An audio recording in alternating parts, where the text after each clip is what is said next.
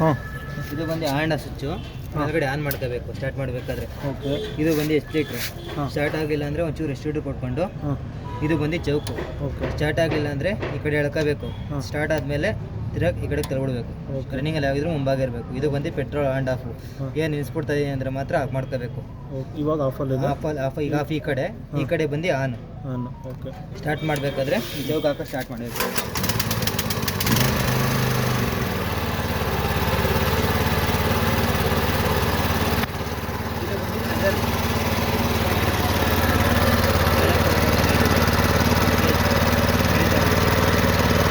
Pressure ಇದೆ.